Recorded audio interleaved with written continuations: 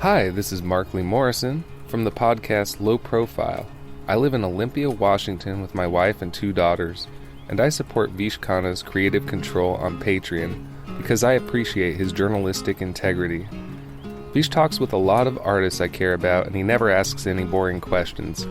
I love hearing his interviews, and as a Patreon supporter, I get to hear even more of them. If you enjoy Creative Control too, I implore you to join me as a sustaining contributor. To make your flexible monthly donation to Creative Control, please visit patreon.com/Creative Control today.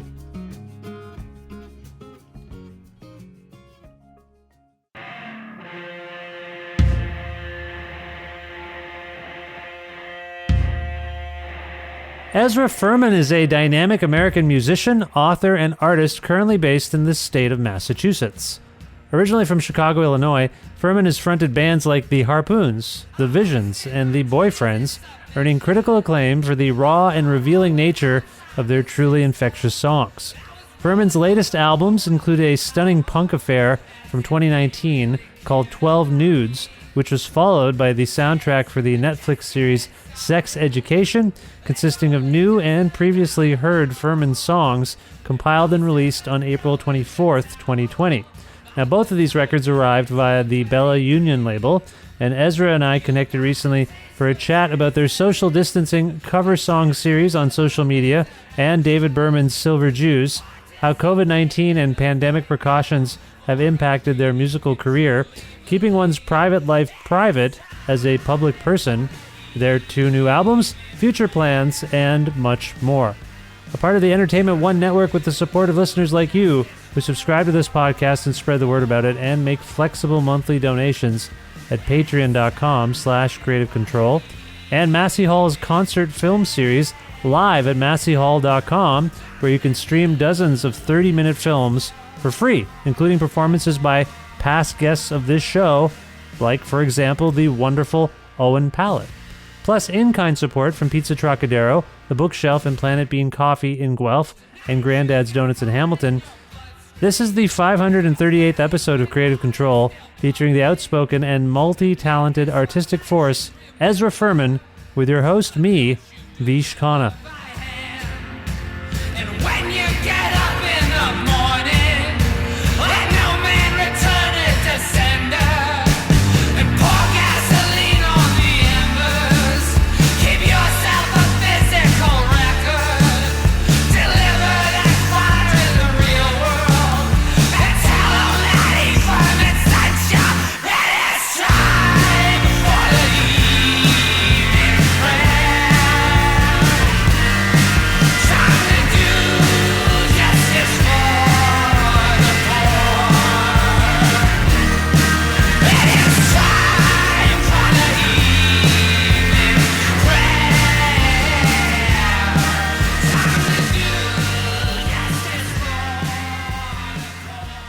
Hi, Ezra. How's it going?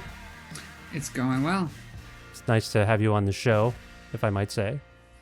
Yeah, it's nice to be on it. I've been listening to it. I've been listening to old episodes. Really? That's very kind of you. This is, I assume, in prep. You would not have heard of my tiny little show had I not extended an invitation, I'm sure. Well, I don't. The thing is, I guess the first one I listened to was your interview with David Berman, and I realized I had read articles quoting some things from your interview with him. Mm.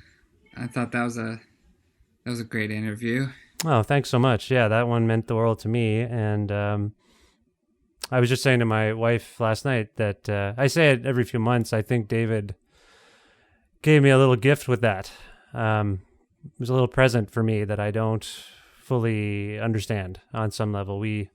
If you heard it, you will know that we corresponded and had this sort of pen pal relationship I always thought as a fan, a fan hero kind of dynamic, but he was always very generous. As soon as he made contact with me, he was just very generous, and would check in with me when my mom was sick. And yeah, he's a lovely guy. And, that's interesting you bring him up because I was looking at your Facebook page, and you've been doing these self-isolation cover songs, right? Yeah, that's right. Yeah, and you've gone into, since as they've been going, you've gone into great detail on some level about who you're covering, why you might be covering them. But one of your earliest ones, I think it was your second one, was a Silver Jew song, and you said very little. I know. I thought you were just Yeah. Well, I wasn't quite in the groove yet. So yeah, some of them I've like felt an urge to say something about. I was just trying it out then. I think it was after I did that Silver Jews one. I was like, oh, maybe I'll do one of these every day, and it'll be like, it's turned out to be sort of a grounding ritual for me. It's like a daily ritual that is like, helps me be kind of outward reaching. Because I mean, right, we're in a time of isolation. Everyone's staying inside, mostly social distancing because of the coronavirus, and I've realized that like that's my instinct, is to be alone, totally, like spend all my time alone. And it's not a good instinct. It's just like my tendency, but it's not what makes me happy. yeah. So that's I don't know, those doing a cover song every day, there's something about that. It like, it is a solitary thing, but it's also reaching out every day. Yeah, the fact that you've chosen other people's work to put out into the world during this time is interesting, because you're reaching out. That extends a bit of comfort, I assume, for yourself, for your followers and fans to hear from you, to hear a voice. But I think you're also, I assume, in picking covers, you're doing something that gives you comfort. You're picking songs that bring you joy, and that exercise, it almost feels like you're reaching out and conversing with the artists, or the songwriters, the people behind the songs you love, maybe.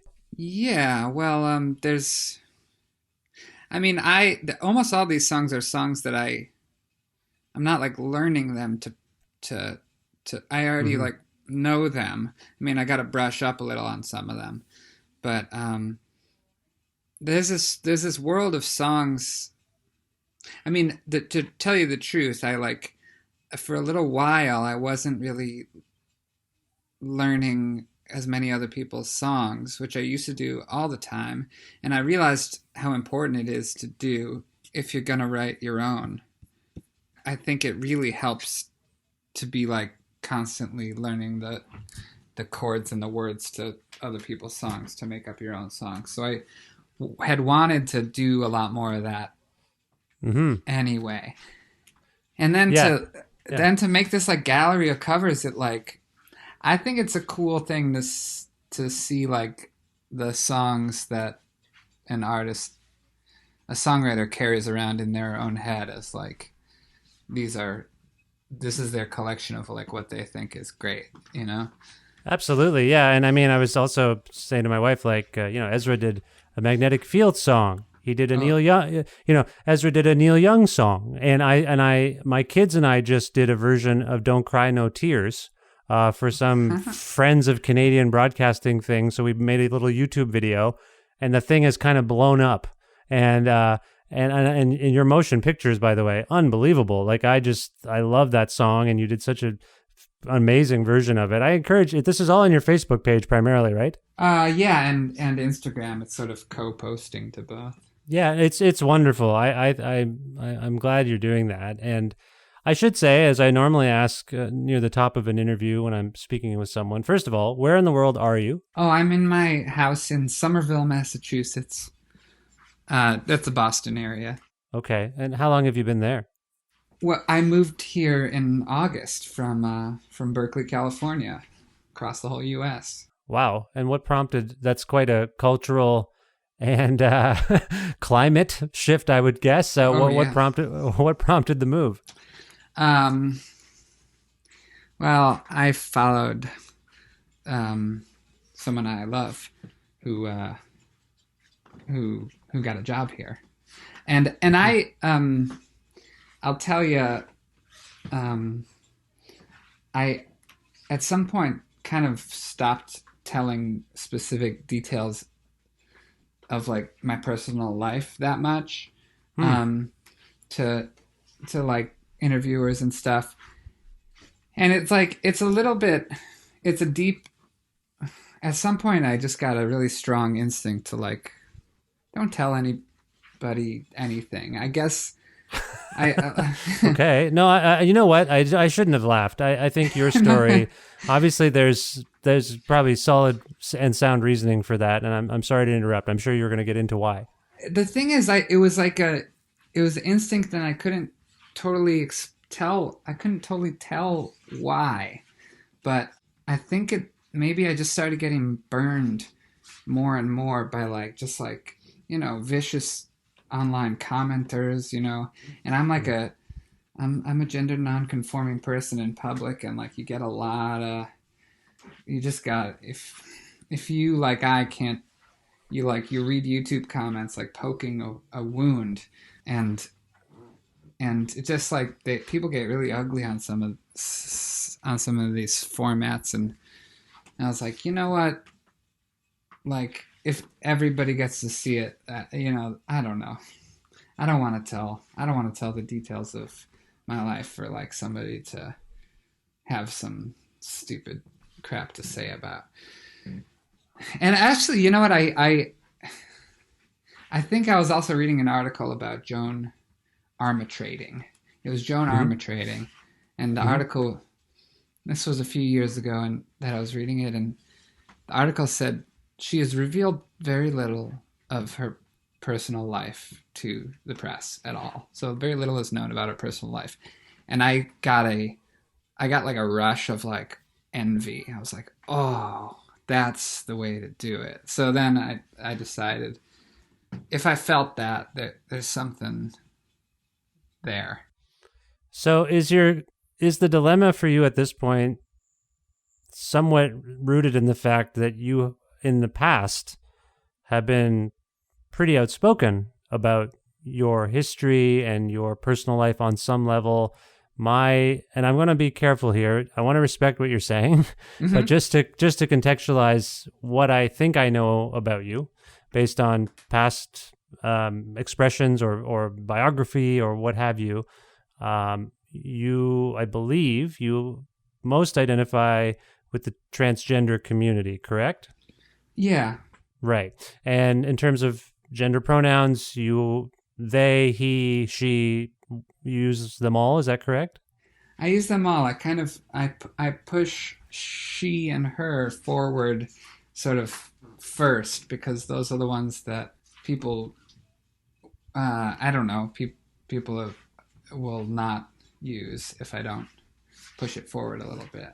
But I really do think they all apply, and I can't be misgendered. It's kind of a superpower that I have. So, I mean, I feel like I misspoke earlier once already, but one of your most recent, biographical dispatches for the excellent, man, what a great record 12 Nudes is. I haven't said this yet. So, but thanks. I'll get to that in a moment.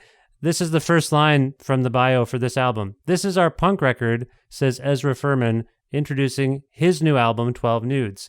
And then I saw some oscillation between he and she. And so, yeah, I'm just being frank with you.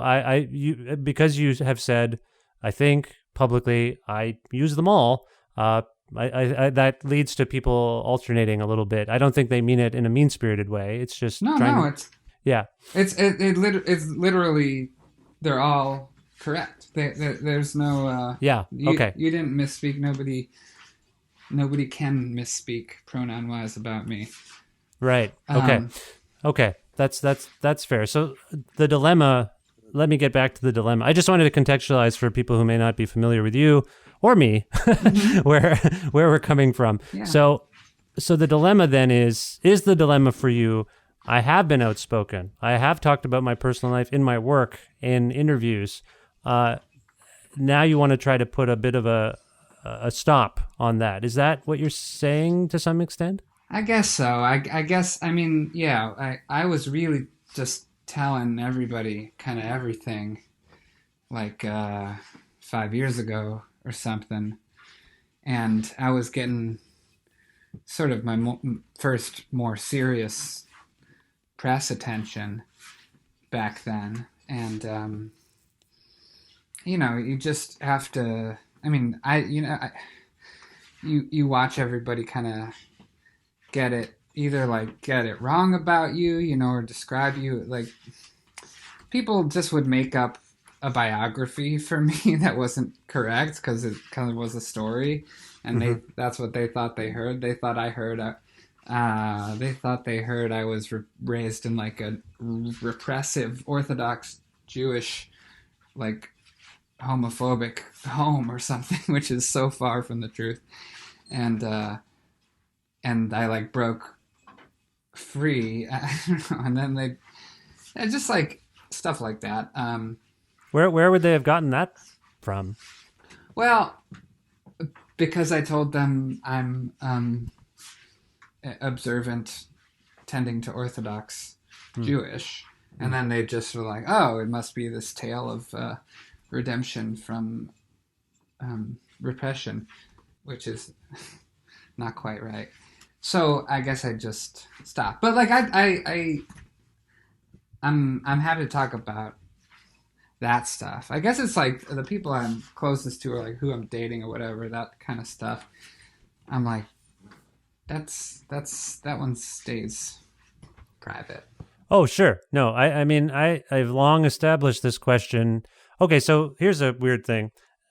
People are in self-isolation. You were talking earlier about how maybe this is just your natural state anyway, and you've come to... We're learning a lot about ourselves in this sort of it's kind of weirdly forced isolation and a kind of forced displacement that North Americans and Western culture is not used to. I think other regions, other places are war-torn regions, regions where illness is rampant.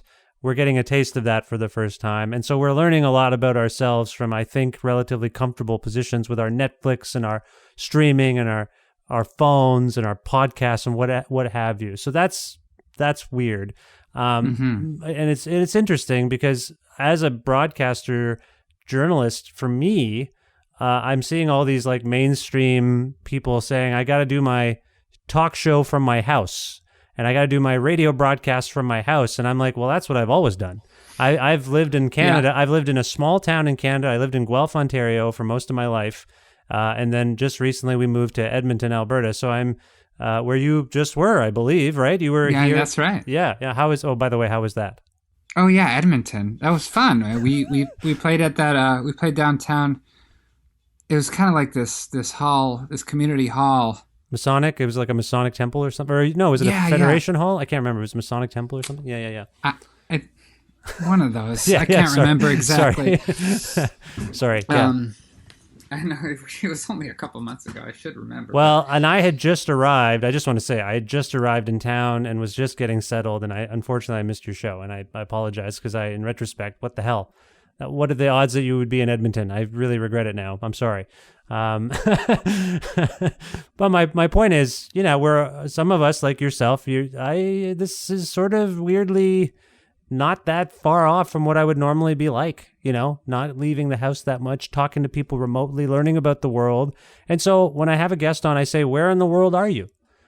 Just to get a sense of where they are and what the place is like. I didn't mean to delve too far into your personal life. I didn't know that you moved. Oh no, yeah. No, that's you didn't. That's fine. Okay. I just wanted you to know that I don't mean to. It's a weird thing. Interviewing, when you think about it, is fancy prying. I'm just prying in a slightly fancy, formal way. Yeah. And no, I was glad actually. Kind of to what I'm usually just kind of dodgy about this stuff. I should just say that like I kind of decided not to talk about it so much anymore. Okay, that's fair. It's more interesting, and I realized I could talk about why I don't tell all the details, but yeah. So staying at home, doing stuff from home. Yeah. So one of the things that comes up for an artist like yourself is when you're writing songs, and I think you've done this throughout your career thus far. Your songs are very personal, so it makes people like me. They seem personal anyway. Do you view this? Are we getting a lot of the real Ezra from the music you're making, or is it narrative based? Do you feel like you said that you alluded to the fact that you have a superpower earlier. And Yeah. I wonder if these characterizations in your songs are a heightened version of your real life. Do they have nothing to do with your real life? How would you characterize your expression? They've definitely got something to do with my real life. I am desperate to write a good song. I'm just desperate, and I will do anything. I'll use any resource that I can possibly find. So yeah, that includes biographical information, but I don't stick to that and take stuff from other people's lives or make stuff up. You couldn't really construct my biography from my song lyrics. And this past record, 12 Nudes, like felt like the most, the least, some of the least fiction. It was at least just it, to me, it felt like a process of the weather in my brain, transcribing the weather in my brain straight to the record. I see. Okay. So an emotional weather report. That's fair. And so these kinds of expressions then, for those of us looking for them, and for those of us who are in the position I'm in, are going to lead to some personal questions. You know, you said this. So what is this saying about you and your state of mind? And so that's, I assume, part of your negotiation in agreeing to do an interview or talking to someone is knowing that might be coming, right? Knowing that I'm going to maybe dig into or delve into something that is in your psyche because it's in your song, and you're comfortable with that. Oh yeah. I mean, listen, I'll decline to answer if I don't want to or something. Right. Let me ask you this, because we're doing an audio interview right now. I, oddly enough, went through this exact same situation with David Berman. When Dave and I had spoken a few times, or a couple times before that interview that you heard on this podcast. Yeah. And when we set up the interview, I'd said, as I often do, I'd like to double purpose the interview for both print and for my podcast. And about a 98% of people say, yeah, no problem. That makes sense. And David, from the Drag City camp, I heard David was like, well, I'd rather just do print because I don't know. I don't know what it was. I think the sound of his own voice maybe gave him some pause. But I pushed back a little and said, and this is why I want to frame this question for you. I said to David and Drag City, well, you're probably more likely to be burned by a print story because your quotes, your commentary, your behavior will maybe be misconstrued in the context of a harried writer trying to get to deadline. They might love you, Ezra, but they might just be like, I got to get this thing out of I got 3 other things I got to write. And so something comes out and you're like, that didn't feel like what we talked about. However, this right now, what we're doing to me, and I said this to David and I convinced him, this is pure. I'm not moving stuff around. It's your voice. It's your chance to talk.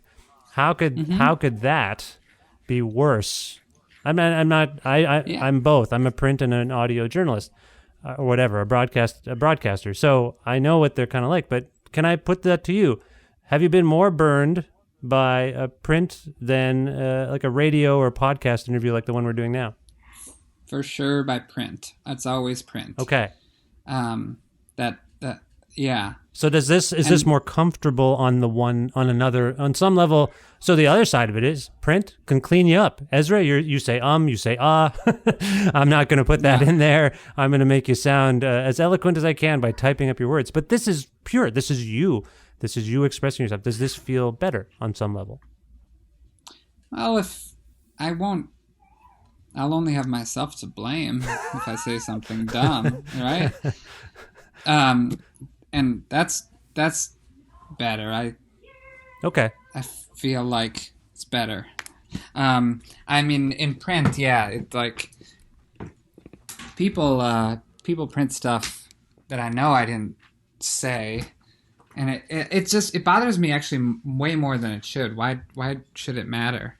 But it just bugs me, and it's also, I don't know. To be perfectly honest, I see it's depressing to see someone whose job it is to write like write so poorly. Sure.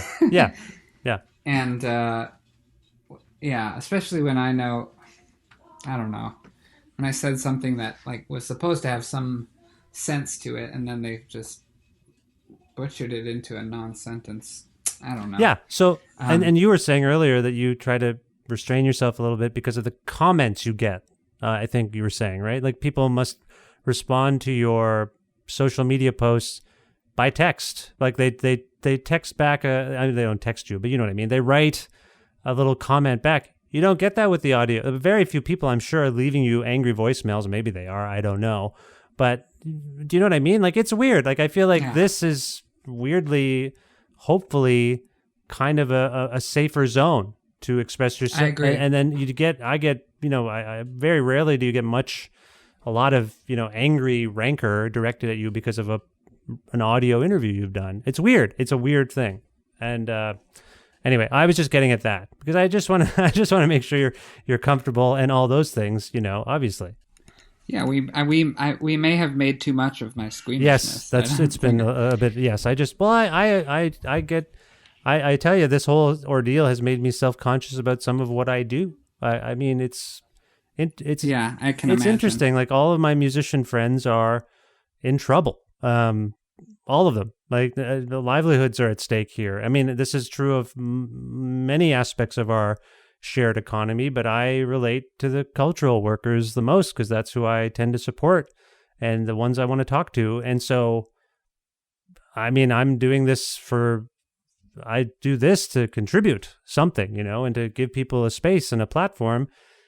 What happens now? Like, how are you feeling as an artist right now? Your tours have been canceled. You've just put out a soundtrack as well as this record, and all of that activity has been, at the very least, temporarily halted. Can you speak to that? I know we talked that you're expressing yourself with these cover songs just to keep your voice probably active for yourself and to express yourself. But honestly, can you speak to what's your feeling right now? Well, all this change, everything about how human civilization runs worldwide has changed very drastically, very quickly, and there's a lot of raw, unprocessed thoughts and emotions. Just like that's what comes to mind first, like about my biggest fears and worries are for people other than myself, and just sort of like what is going to happen right now to the world economy and etc. I have my own I got a lot of fears that just apply to me. I mean, I lost some income.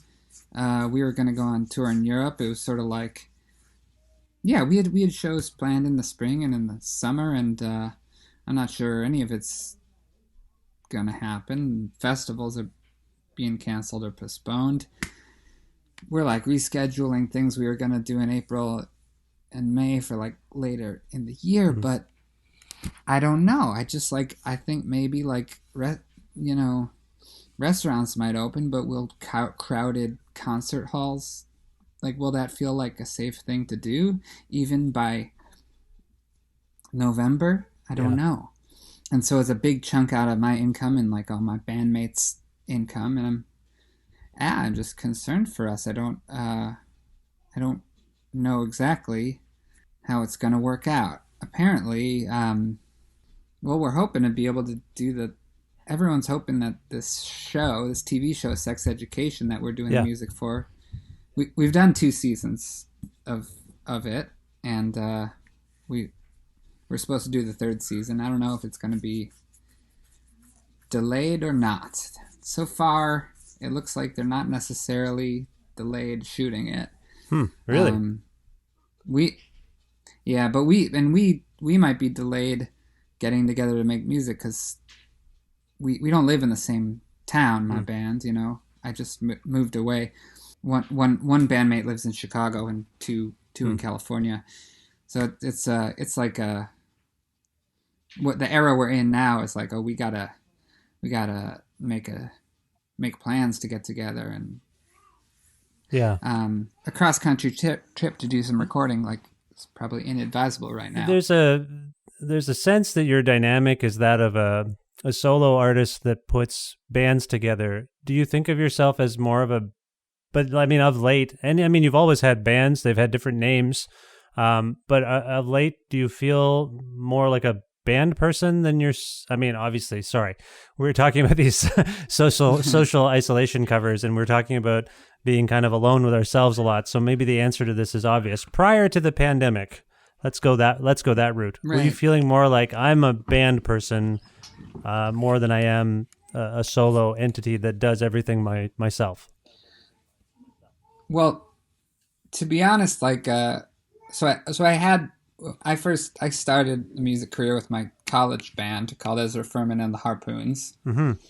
And then that band kind of ended in 2011, 2012 times.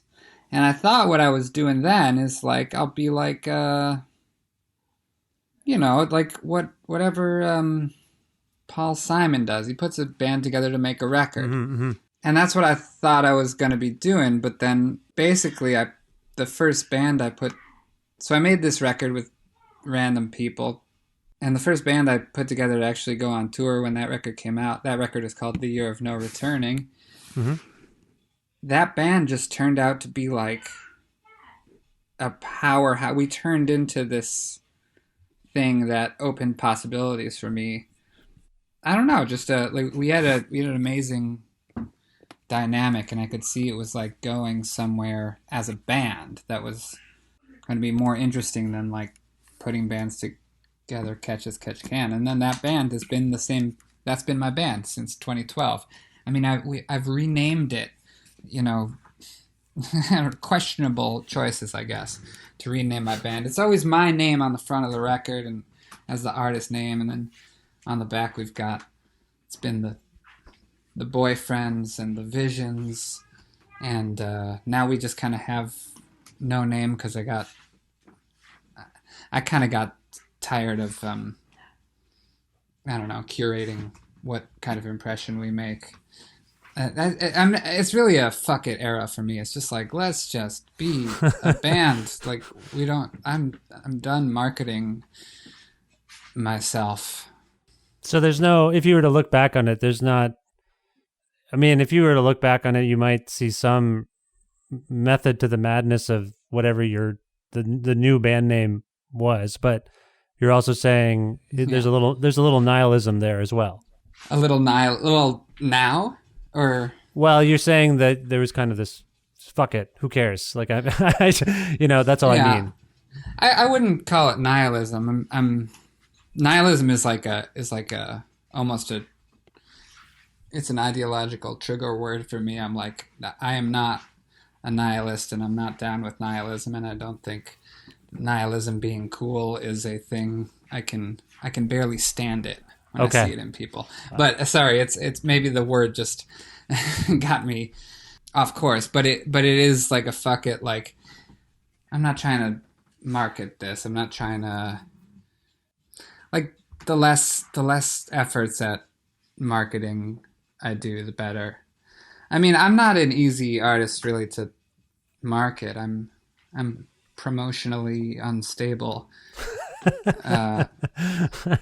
I feel like you're very clear-headed, actually. I don't feel that way. I feel like with every dispatch, I feel like there's been a lot of thought in how records are contextualized. Like there's a line in the biographical info about 12 Nudes that 12 Nudes is a body more than a mind record, more animal than intellectual.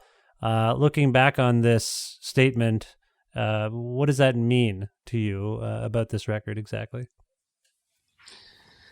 Yeah, it's I guess like I did this record with like I was a little bit anti-editing, like I wanted to do our first instinct. I mean, I can't help but contrast it to our previous record, which was Transangelic Exodus, which was like I wrote forever for it, and I edited and musically also, like every song we recorded, we we would do our first instinct and then be like, okay, we can't do that. We've got to do something. We wanted it to not ever go with our first instinct on that record, and like shape it into something unusual. And then I just like all that careful craft. I was like, this next time we're throwing that out the window. We're going to go visceral. We're going to play this the way you can tell. I mean, I guess I also wrote a very, very different kind of songs. They're sort of, Yeah. I mean, the goal was to make a punk rock record. I had all this trouble because what turned out to be one of my favorite songs on the record is "I Want to Be Your Girlfriend," which is the ballad.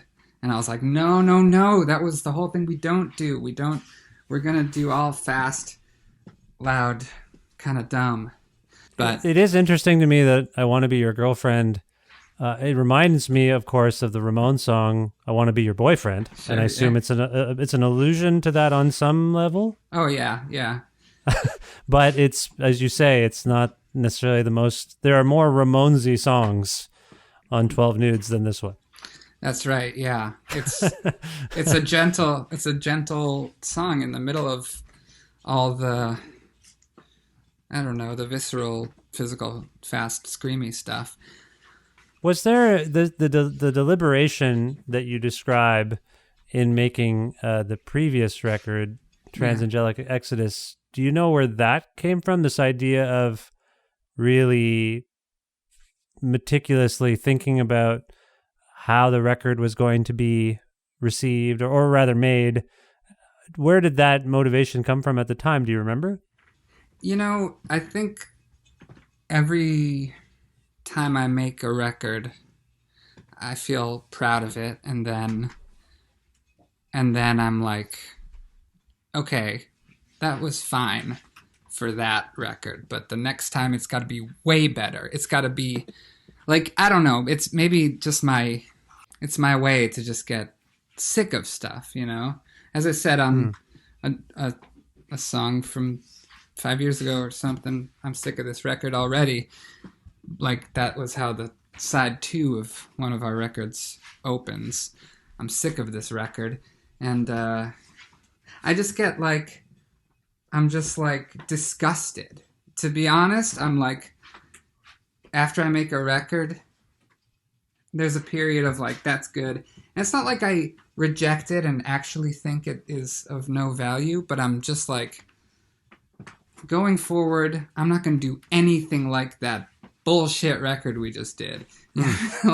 Yeah. And so I think it was that. I think it was like, this one's with Transangelic Exodus. I was like reading experimental fiction, and I was like reading stuff that's like, and listening to music that consciously was like trying to take leave of some of the obvious stuff that preceded it, you know? Like great records like Beck or like Portishead, like, who were like sort of breaking ground and gave you a feeling of like, oh wow, you can just do whatever you want. So it was some of that, and maybe also getting back to the like doing interviews that were all about like telling all this personal stuff, and our record was so personal, perpetual motion people. Yeah. We like, you know, I like come to making a new record. I'm like, oh, what am I gonna like talk about my feelings now again? That's gross. That's so. I'm sick of myself. I'm gonna make some strange fantasy.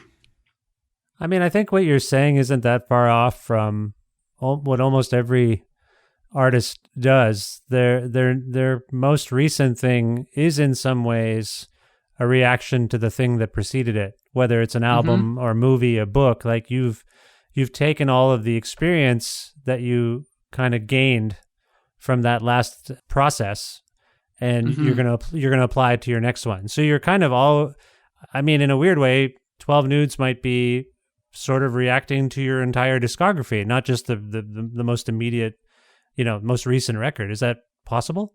Yeah. It's not only, I don't know about entire discography, but like it's often a counter reaction not only to the last record, but like sort of what my persona has become. Because like, Right. you go out and play a bunch of shows. I mean, we tour a lot, and especially if like it's the show is sort of all about me, and I talk about myself, and it's like, yeah, I guess I see I see a persona that I'm creating, and I get tired of it, and I gotta push in a different direction.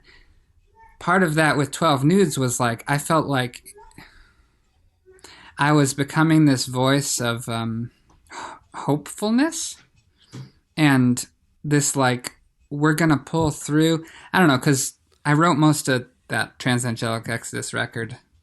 I don't know, it felt like the political world and public life was a little bit grim, but then the Donald Trump era began sort of like as we were starting to record that Transangelic Exodus record. Right. And it was pretty much written. Anyway, so it was like, that's the climate was like an influence on that record for sure.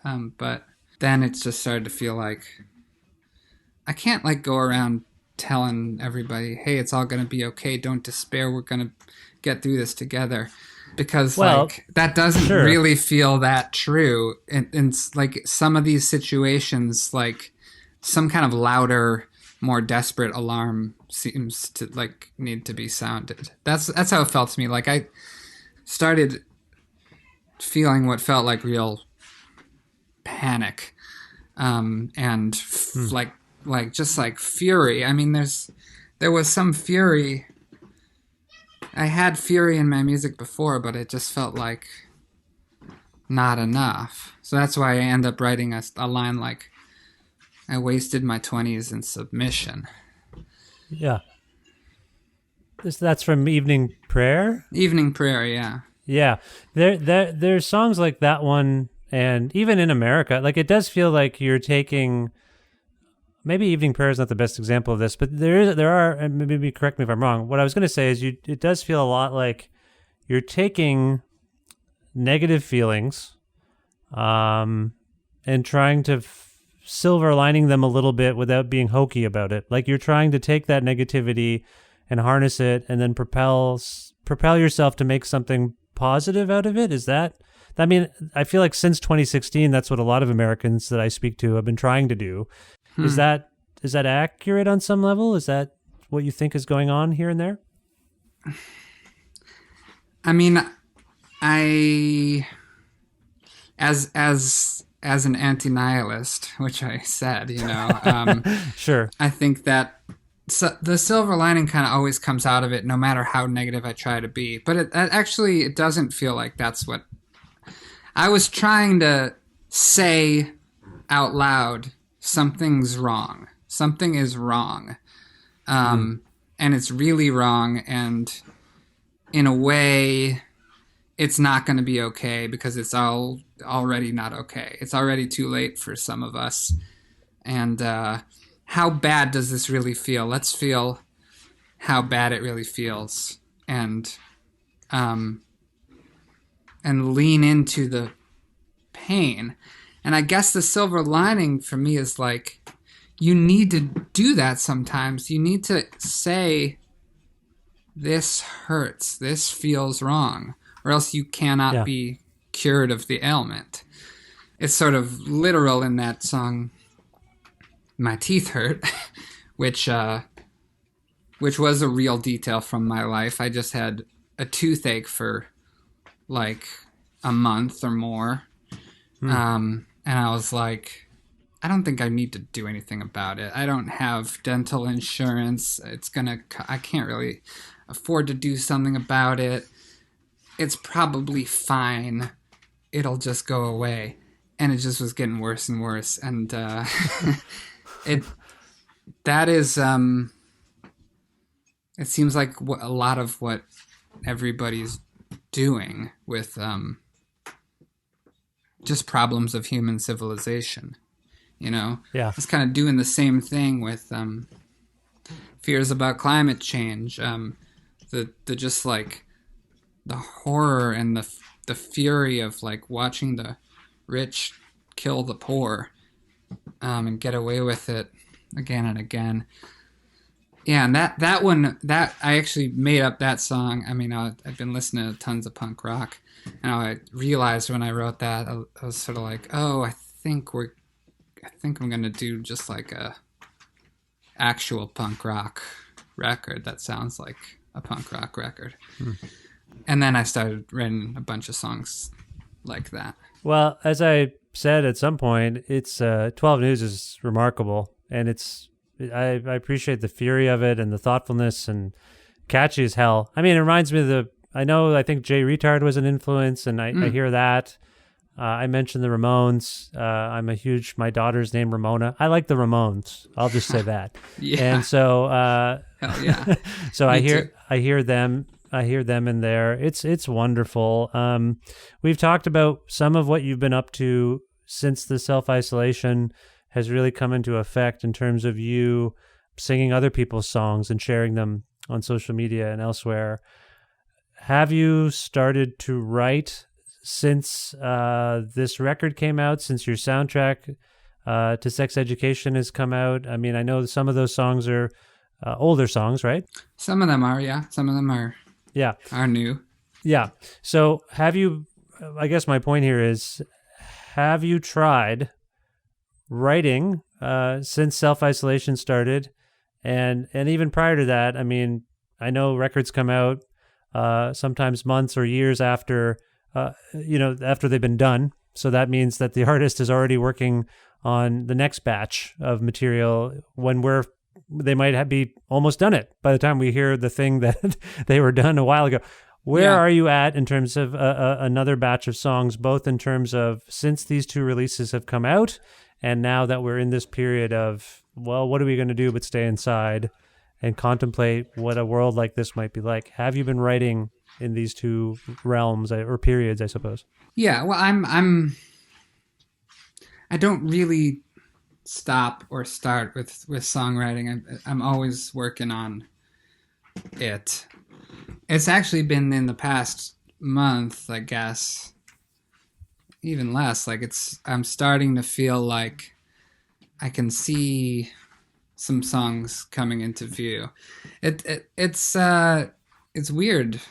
The songwriting process really has changed for me, and I used to tend to write songs in one sitting always, and now I rarely do that. And it's always like I come up with something, I'm like, this is interesting, I start to record it, I listen back to it, I'm like, that's terrible, that should never be heard.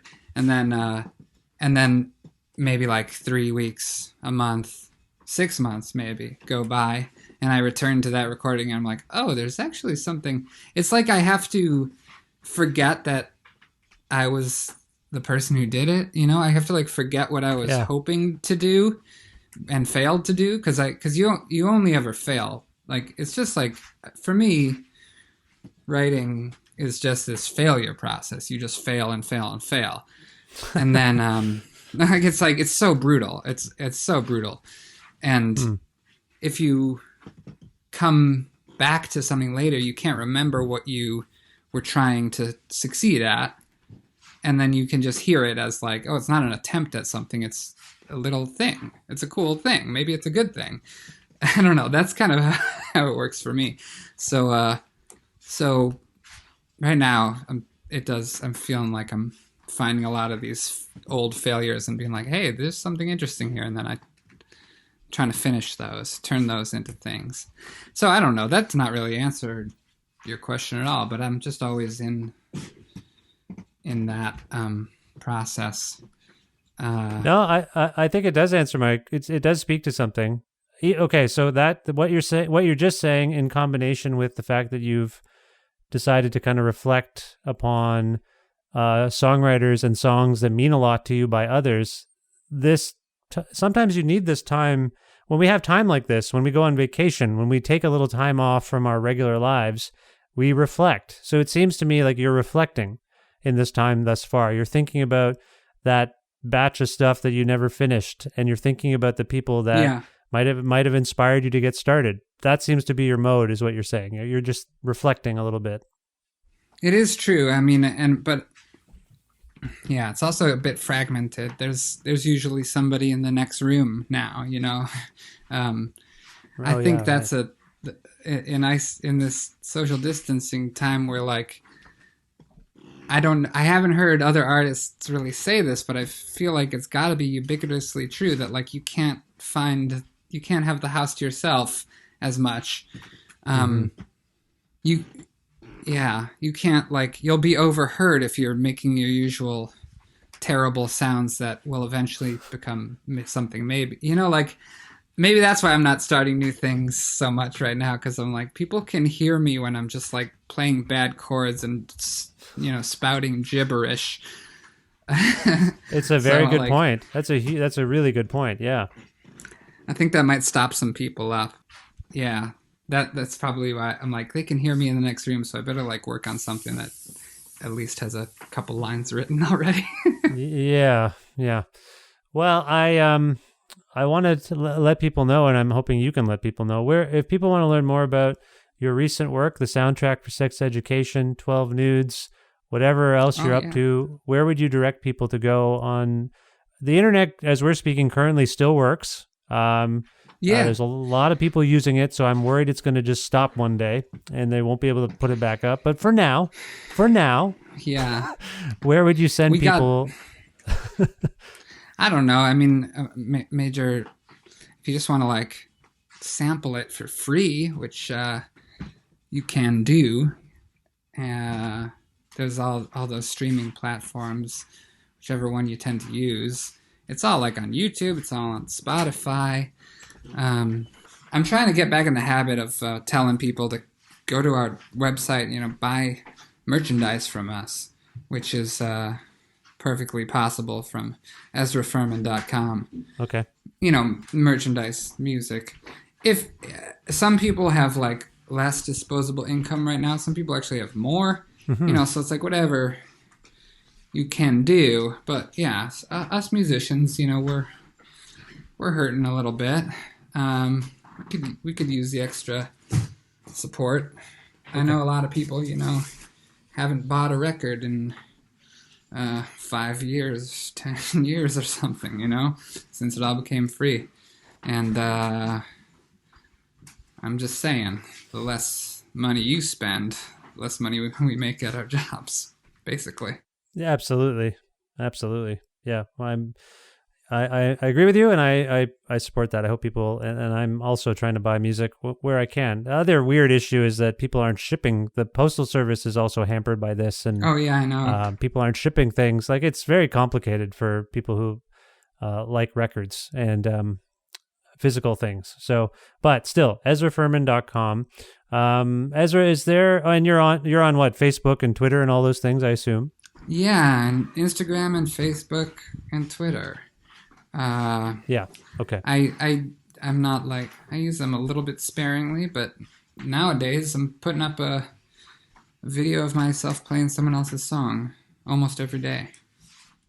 Almost every day. It's amazing, and I thank you for doing that. It does, like I say, it's meaningful. If that means anything to you, it's meaningful for those of us who appreciate you and your work. I'm happy because it's like a grounding daily ritual for me. It's like I've found it oddly meditative and or something medicinal, healing. Yeah. Well, if there's a song from 12 Nudes or even the Sex Education soundtrack that we can go out on that I can play for people right now, which one would you choose? Well, shoot. I would have said, like, we got this song now. We have a song that I feel like has become, like, pointedly irrelevant, called, because it has two titles, Calm Down, I Should Not Be Alone. And both of those are, like, pointedly false right now. Like don't be calm. and you should be alone. But let me just direct us to a song I'm proud of called Transition from Nowhere to Nowhere from 12 Nudes. Okay. Is there a particular reason you shifted from Calm Down, aka I Should Not Be Alone, to Transition from Nowhere to Nowhere? Why did that song speak to you? I mean, I guess I thought of it like the My Teeth Hurt song. It's a song that says, hey, like something's really wrong. This feels really, really bad. It's sort of like, I don't know. To me right now, the songs like that are helpful. It's like you're not imagining it. Like it feels bad. Say that it feels bad. And then you can feel good if you let the negativity and the pain like have its moment and like stop turning away from it. Just lean into it and feel it and let it hurt. Then it'll leave the stage after it gets its moment, and you know, you can feel happiness and peace again for most of the day. But we do got to release those demons from time to time. Well, that's well said. Yeah, no, that's very well said. All right, this is Transition from Nowhere to Nowhere from the excellent album 12 Nudes by Ezra Furman. Ezra, thank you so much for your time and for being on this show and for being you. I appreciate it, and I wish you the best of luck with everything going forward. It's totally a pleasure. Thanks for having me.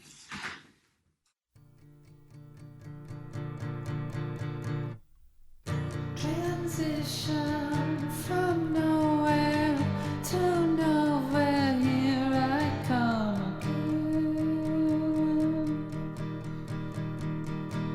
Nobody cares if you die until you're dead. Ambition leads nowhere. I dream of going right back to bed. Nobody cares if you die until you're dead. And if it's not enough to keep the lights on, let 'em turn the lights off. Broken spirit in a bad cough. Turn 'em off, turn 'em off. And when you're really at the end of your rope, no, you don't take the night off. Too many demons to fight off.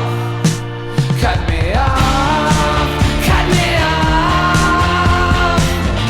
Transition from nowhere to nowhere, here I come again.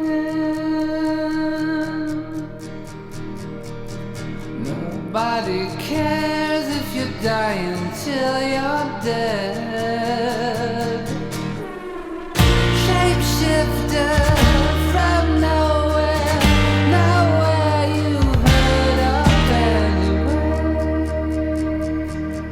Round here, nobody bothers to ask your name.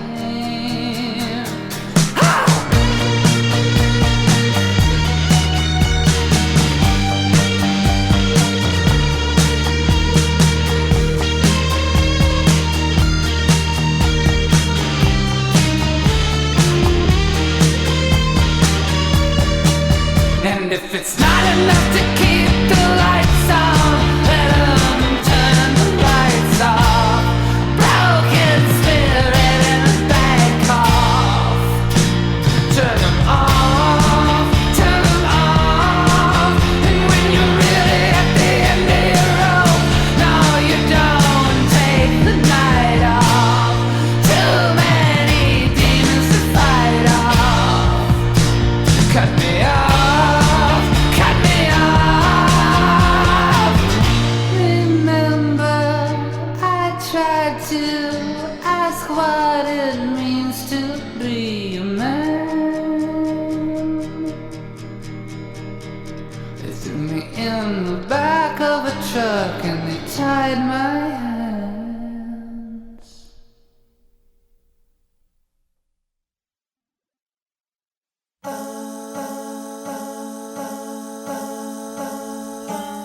All my love and gratitude to Ezra Furman for appearing on this, the 538th episode of Creative Control, which is part of the Entertainment One podcast network and is available on all podcast platforms. Whatever you're accessing the show with now, if you can subscribe, download the show, that would be great. Then you keep tabs on the show, and you get into the show, and you tell your friends about the show, and that's how the show thrives. That's how it thrives. So thank you for checking out this episode, and I hope you check out others.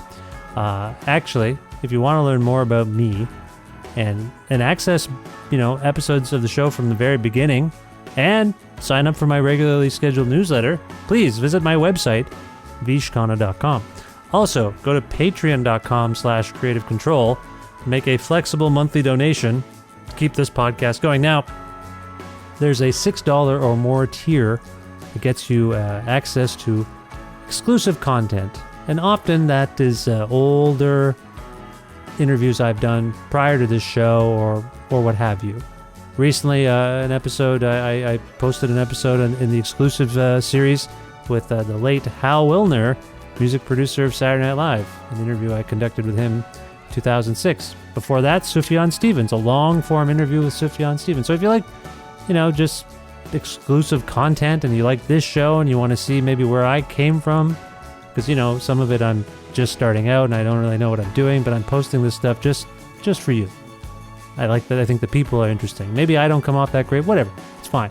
Patreon.com/creative control to learn more about helping the show that way. Thanks again to live@masseyhall.com, where you can watch beautifully captured concerts by great Canadian artists. They have lots of them and they look great, so check that out, live@masseyhall.com. Also, thanks to Pizza Trokadero, The Bookshelf, and Planet Bean Coffee in Guelph, and Grandad's Donuts in Hamilton for their in-kind support for this show. Thanks, as always, to Jim Guthrie for loaning me music that I can use on the show. Go to jimguthrie.org to learn more about him. And again, thank you. Thank you for listening to this episode with Ezra Furman, and for listening to the show generally. I will keep making more of them. I have to go now to keep making more of them, so I will talk to you very soon. Goodbye for now.